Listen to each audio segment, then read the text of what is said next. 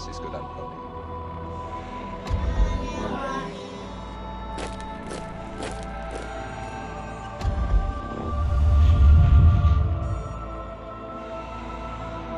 Eman Channel, we know you.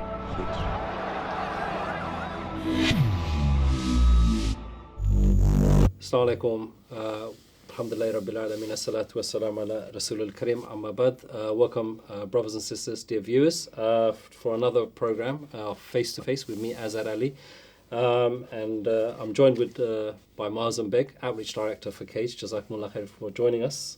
So today's subject, we're going to talk about a little known fact actually, which is Guantanamo Bay's Uyghurs. I mean, you yourself were at Guantanamo. Tell us a little bit about these brothers that were there. Okay, Bismillah ar-Rahman ar-Rahim. So still I remember we were just speaking to somebody recently and asked, told them, have you heard of the Uyghurs? And they said, what? Whom? Where? So the very name, the people, who they are, is a mystery to a lot of Muslims. So it's important to understand the backdrop of it. They say that it's said that the famous companion of the Prophet ﷺ, one of the 10 guaranteed paradise, Ashir al-Mubashirin bil-Jannah, is Sa'd ibn Abi Waqqas, who's buried in the region of Xinjiang, which is the province that is the eastern region of modern-day China, known as Eastern Turkestan. So they're called Uyghurs, Uyghurs in their language, and they are predominantly Muslim, in fact all Muslim. And they became Muslims from the period of the second generation of the Sahaba and continued to do so. Their script isn't a Han Chinese script or Mandarin Chinese. It is in fact an Arabic type script, a Farsi type script. The language they speak is closer to Turkish than it is to Chinese. And they are the original Turks. In fact, their region where they live is called East Turkestan. And amongst the Arabs and others, they're called to this day Turkistanis. And so they're very proud of the tradition of Islam. Their region has been dominated by modern China and taken over. And what has happened that when the war on terror began, there were several of these who resided in Pakistan and Afghanistan, which are neighboring countries for these people. So often you'll find many of them can speak Urdu, they can speak Farsi and Pashto and so forth. And after the war on terror began, several of them, 22 in particular, were handed over to the Americans as potential terrorists and remained in Guantanamo for several years. Over a period of time, it was deemed by the US very early on that none of them were part of Al-Qaeda or the Taliban or even posed a threat to the United States. And despite that, they couldn't be returned to their place of origin, which is China, because China regarded these people as separatists, as terrorists. And that's really crucial because what's happening now today in China impacted on these brothers. They couldn't go back to their homes, but they couldn't be reunited with their families. So think about this. These brothers, they get captured, Uyghurs, Chinese Uyghurs, get captured in Pakistan and Afghanistan, flown over to Guantanamo in Cuba, and then are resettled to countries around the world. Wow. Some are sent to El Salvador. So big impact on their family and the whole kind of, life. Immense. And everybody was sympathetic. Even the Americans were sympathetic to them, but they're too busy holding them without charge or trial to know what to do with them. Eventually, they resettled them to countries like, as I said, in South America, El Salvador, a couple in Switzerland, a couple in Palau, which is this tiny island off the coast of the Philippines. Several others are resettled to Albania. It's as if the world was not a big enough place. And why are they sent to these places? Because of the influence of China. China keeps asking for these people to be sent back so they can be prosecuted or treated as terrorists. And most countries were worried about taking these people on because of the great influence of China and the trade links they have with China. And so some of these brothers would tell me the types of things that would happen. Some brothers were resettled to the island of Bermuda. And I remember one of them, he said to me that I'd never heard of Bermuda before in my life. He said, in Arabic, he said, "Ana la urid al-muthalith al-shaytani." So I don't want to go to the devil's triangle, because he associated that with the Bermuda Triangle. But he told me that how his family are being sent to re-education camps like the place, like we see in this picture. Yeah, I mean, this is a lot of people, a lot of our viewers are aware of what's taking place in China, where there is a crackdown. Yeah. Now, of course, the Chinese are saying, of course, that's because they are, causing problems. Yeah. There are terrorism issues there. There are violence there, and this needs to be dealt with. Yeah. So again, now think of China of all countries is the latest country to adopt the narrative of the war on terror. So what are the two components? That you demonize your target, and then you call them terrorists, and they must be Muslims. So those are the two components: accuse them of being Muslims, accuse them of being terrorists, and that they are Muslims, and that's your recipe. So Burma, the Rohingya are terrorists. In Saudi Arabia, the ulama who speak out against the oppression there are terrorists, and in the West, Muslims are all terrorists. There must be something though. Like, I mean, it can't be that. Well, of course, yeah. I mean, there are terrorists everywhere. There's terrorists from the IRA, the real IRA, the Continuity IRA, the Shining Path guerrillas, the Tamil Tigers. Terrorism exists everywhere. In fact, according to the dictionary definitions, states were the primary arbiters of terrorism. The word terrorism entered the English language through democracy in France, Le Grand Terror, which was what the French Revolution and Robespierre and his revolutionaries, they called themselves terrorists. Yeah. But that was to bring in democracy. So I think it's this usage of the term terrorism has, in the modern context, been something that's been applied to Muslims just because of their religiosity. So what's happening in China, for example, a woman who wears a long tunic, the soldiers will come along and guards will come along literally and cut her tunic in order to make it less modest. Right. And what you've got here is a picture of people in re-education camps where Islam is literally taught and drummed out of the people. Whether it's beards, you can see people are shaved off. You can't see beards amongst anybody. The teaching of the Quran itself is something punishable by imprisonment.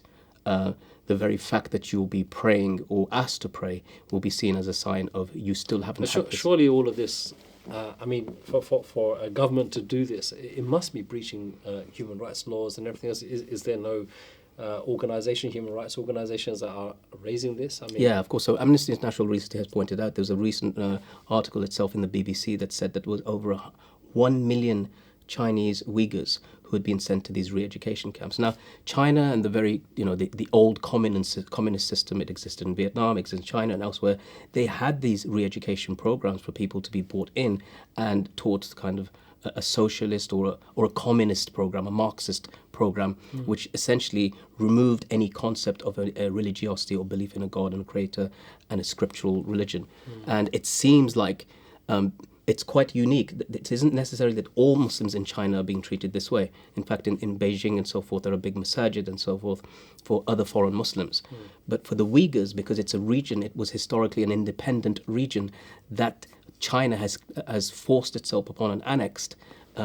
They are saying that this insurgency. But this is the crux of it, isn't it? That China is saying that the Uyghurs here are trying to basically rebel. Well, and so as an authority, don't they have a right to stop this rebellion? Well, the thing is that they have the right. There's a right to practice their religion in international law. There's a right to determine their own identity.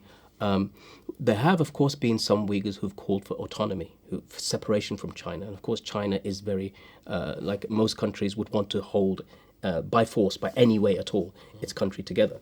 But the people of the Uyghurs are a very strong Muslim identity people, and they believe that their identity is being forced away. So one of the techniques they've used, I've been told, is that they've forced what's the right word, Sinification, or the Chinese, to make the family Chinese by introducing a foreign Chinese person into the family who must live there, Han Chinese, who speaks Mandarin, who's maybe a Buddhist or whatever it is. It's actually quite shocking hearing that. Is this verified? Yes, of course, yes, it is. I mean, this has been documented. It's been mentioned, as I said, by the brothers who told me that this is happening within their families, and so the push. It matches, for China it matches because it can use the language of the war on terror and say, look, well, you guys are fighting your terrorists and we're fighting our terrorists, so what's the problem? Yeah. And once you do that, you neutralize any kind of international call for the application of normal human rights. And so, as I I said, mean, this concept of war on terror. I mean, you mentioned it before, and you said it's like Muslim and terror and everything else. I mean, isn't it just a policy that's trying to actually deal with terrorism?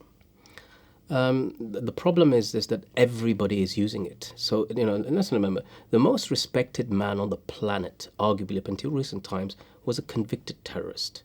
What was his name? Nelson Mandela. Who called him a terrorist? The apartheid South African regime, and so did Margaret Thatcher at the time in Britain. So, but who do we celebrate today as a figure of struggle, as a figure of dignity, as a figure of unity? Mandela. So these terms and labels are thrown around everybody.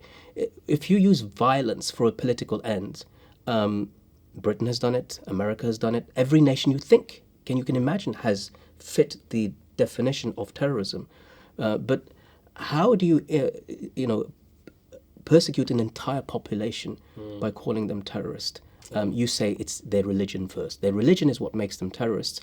And if and when some of them use violence, that just cements what your argument is. I mean, this thing about Islam and or certain strands. I mean, we've heard these comments before that there is a certain strand of Islam that's problematic. That there are certain people that interpret Islam in a particular way. Isn't that true though? This attempt to compartmentalize and divide Islam. It's the Wahhabis, the Salafis, the Jihadis, the Ikhwanis, the Tahriris, the Sufis, the Deobandis and the Barelwis and the Shia. All under various times and places have been called terrorist. Even the Shiites. Hezbollah is a banned terrorist organization. Iran has been called a country that sponsors terrorism. From that level to, as I said, Salafi, Jihadi, whatever you want to call them. Everything, the Ikhwan al-Muslimin, the Muslim Brotherhood, who came to democratic elections through several times, in Algeria first, and then in Egypt, and then in Palestine.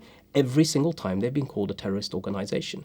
So you have to ask yourself this question, is that who isn't a terrorist amongst the Muslim community? What you're trying to say is it's used by people for their own justifications and their own... it's used to delegitimize a particular opposition. So is there not... So you're saying there isn't an international recognition or a UN kind of definition of terrorism? There are multiple definitions of terrorism. There's a legal definition of terrorism, which is the use of violence to achieve a political, ideological, or even a religious end. But if you were to apply it, the problem is application. You can do that to individuals and organizations. Sure. How do you do it to a country that does it? How do you do it to a country that comes in, for example, Britain, America, and in Iraq? They came in for political change. Okay. Well, let me just pause you there. We're going to take a short break. Viewers, we'll be right back after this short break. Join us then. Slowly.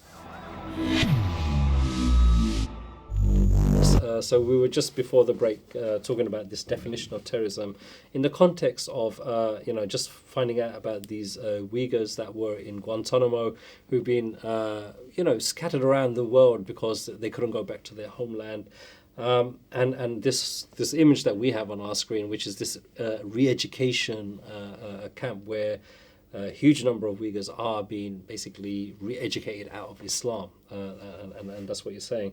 Now, I mean, to me, it's just that's a fantastic claim to see that, you mentioned 1 million, that 1 million people can go through this program and there isn't a hue and cry. I mean, surely that means I'm just finding it very hard. Like, if something like this is happening to 1 million people, why is no one... Well, first we've got to remember... I've not heard any Muslim country raise any issues. There's two very good points. One is China is a massive country and has a population of over 1 billion people. So 1 million in the midst of all of that isn't really a great number that would cause a great deal of consternation for people, especially in a place like China and the Xinjiang region that is closed off to a lot of the world, and the way that the Chinese authorities operate. Simply getting into this region and reporting about it requires all sorts of permissions. The second part, and the most important part that you said, is why isn't the Muslim world saying anything about it? Now think of the trade links that everybody has with China. Think of all of the goods that you have, the electrical goods, stuff that you buy on Amazon and so forth, on a daily basis, the mass production. I mean, I know people who go from Islamic bookshops regularly to China to buy their goods because they're cheap. And I'm talking about Islamic goods, and import them and have them sent over. So they made... But that's quite quite a contradiction, isn't it? It is. It's a deep contradiction, and I discussed it with somebody recently. How come you can export all of these Islamic products and yet oppress and repress your Muslim population?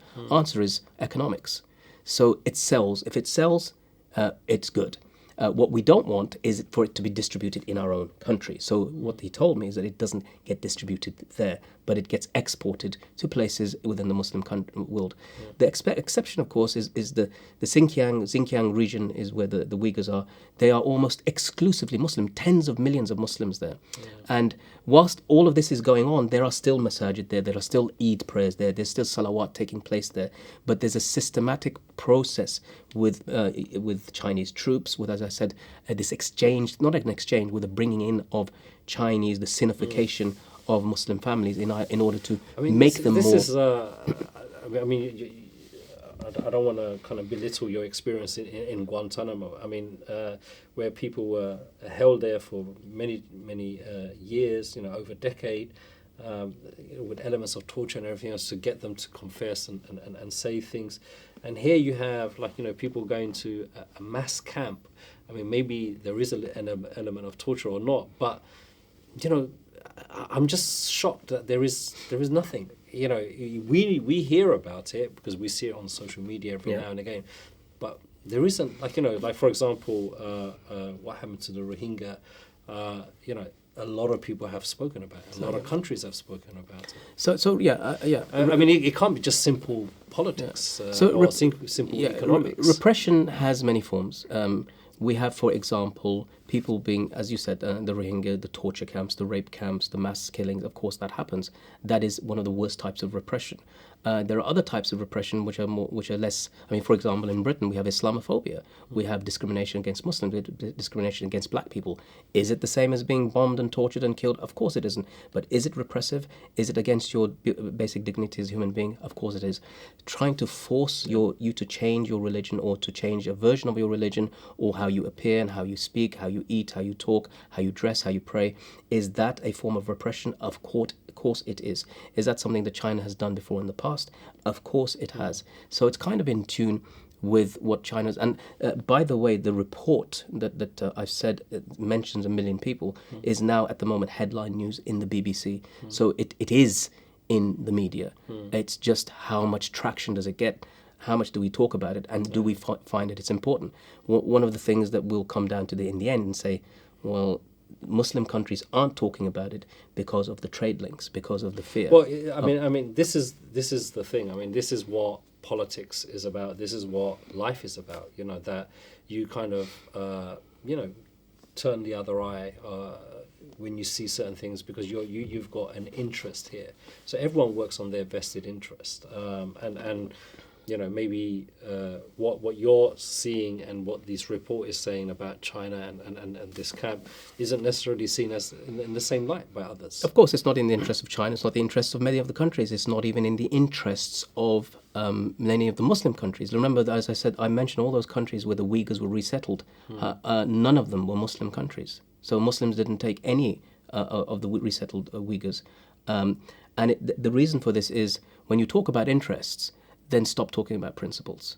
Britain often talks about principles, when in fact it's about interests. Honesty is better. I think the problem for us as individuals is that we can't talk about interests. We have to talk about principles, especially as Muslims. The Prophet ﷺ said, "Man ra'a minkum munkaran falyughayyirhu biyadihi fa in lam yastati' bilisanihi fa in lam yastati' fa biqalbihi wa dhalika adhafu al-iman." If you see an evil, change it with your hand. If you can't speak out against it, if you can't do that, then at least detest it in your heart, and that's the weakest of iman. So unless we have zero iman at all, we have to at least detest this kind of thing in our heart, because it is essentially at the heart of trying to eradicate the basic identity of a Muslim. And because we can't relate to them, because they're so far removed from us, their language is so different, they're literally alien to us, then we think it's okay for us to... I mean, what about countries that are nearby, like Pakistan perhaps? I mean, Imran Khan coming in there. I mean, is there a chance that he's going to start bringing this up? These are very, very good questions. Pakistan and Afghanistan were the countries that handed them over without any legal process at all, extrajudicially to the Americans. So they are the original culprits. Imran Khan has been very critical of the war on terror. He said we will no longer fight anybody else's war on our country, on our soil for them. If that's true, then he needs to be put to the test. And he also needs to then speak out about what's happened to the Uyghurs, even as a neighboring country. Even if you don't want to break links, and you shouldn't, with China, at least point it out and say that we are, as a neighborly, friendly country, watching what's happening to our Uyghur brothers, and we do not like it. I mean, one of the things that comes to my mind when you were just saying that is, does China feel that it's so powerful that it can just do it regardless of what anyone thinks, or is it maybe it's not that bad? China is a local powerhouse. I mean, China, when we talk about world superpowers, China's amongst them. It's a nuclear nation. It has a standing army of millions of soldiers.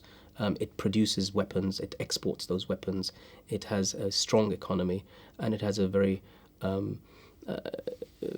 it has an iron grip on its people. The rules and regulations and so forth, they're quite different in China to most of the world I that we mean, know. obviously, you have democracy and a Western way of kind of thing, and China is following its own kind of thing, which is fair enough. People can choose their own thing, but just on this term about do you feel that Islam, or not Islam, but religion itself, is an outdated thing in the world now? Because it seems like everyone, Islam is the focus for everyone, it seems, but it seems like religion itself is problematic perhaps in today's society. I think every one of our laws in every modern society are all built based upon religion, religious texts, built on religious ideals of what's right and wrong, whether it's killing, whether it's theft, whether it's all those things. All these were codified originally from sacred laws of the Bible or the Torah or the Quran and so forth. So to say that they're out of context, out of date, doesn't make any sense. And the biggest evidence is that Islam is the fastest growing religion in the world, not only through reproduction, but also in the hearts of people. More people are becoming Muslim in the world than anywhere else. And that's not to say people aren't finding their faith in Christianity or Buddhism or Hinduism or whatever it is. Religiosity is rising generally. In some places that's a good thing, in some places it's not, because when it leads to a far right view of you're better than everybody else based upon, and then you translate that into violence, then of course religion is being misused. But of course we know that happened at the time of Rasulullah. There were groups like the Khawarij and others who would do something like that. Nonetheless, if we don't recognize our own religiosity, if we don't recognize our own identity, and in the end as Muslims, where is it that we want to go? We want to gain the pleasure of Allah subhanahu wa ta'ala, we want to earn Jannah, and we want it for our families and those who are close to us, and indeed for our community. I mean, your time with the Uyghurs in Guantanamo and your experience of what's going on and everything else, I mean, how bad do you think the situation is? Is it like, it's probably wrong to compare, but the way the Rohingya were kind of pushed out and everything else, is it on that scale over there, or is it like we're comparing two different things. These are people that are native to this region. They have a very large number. They're historically rooted into this place, and they have some connection to the Muslim world from even before. In fact, for a long time. They're not being brutalized in the same way. For different reasons, because China does border several Muslim countries, Afghanistan, Turkmenistan, Tajikistan, and the various Central Asian republics and Pakistan as well. So it won't do those sorts of things that what they're doing to the Rohingya. And where else would they go anyway? So it's not trying to do that. What it's trying to do is impose its belief system through physical presence of Chinese from the different parts of the country, placing them in Xinjiang and Kashgar, the capital. Well, I mean, we are coming nearing the end and everything else. I mean, what can our viewers do? I mean, people hearing this, is there something that they can? Yeah, of course. So it's really important that we, first of all, arm ourselves with the knowledge about what's happening. If what you've heard opens your door, piques your interest about this, then learn about what's happening to the Uyghur people. Learn who they are. Learn, a lot of people into Ertugrul right now. Yeah. So these are the forebears of Ertugrul. This is where Ertugrul ancestors came from here. They migrated across and they were being chased by the Mongols, if you remember. That's right, That's who they are. Yeah. And so if you have that kind of affinity towards them, you'll understand that this is who they are, the original Turks. And then once you've got this feeling that they actually have some kind of connection to me, then you can start getting involved in the various campaigns that exist for the Uyghurs, the Uyghur rights movements. There's Of course, you can write to the various the Chinese embassy. You can write to the consulates. You can ensure that people can complain about what's happening, keeping a watch on what's happening. There's not much else you can do. I wouldn't suggest people to go there and to start protests. But raise that awareness. But certainly raising the awareness, because if the issue's there, then the people should not forget it. Okay, well, Jazakumullah khair, Moazzam, for joining me. That's all we have time for this week. Thank you very much for listening, and we'll see you soon, inshallah. Assalamu alaikum.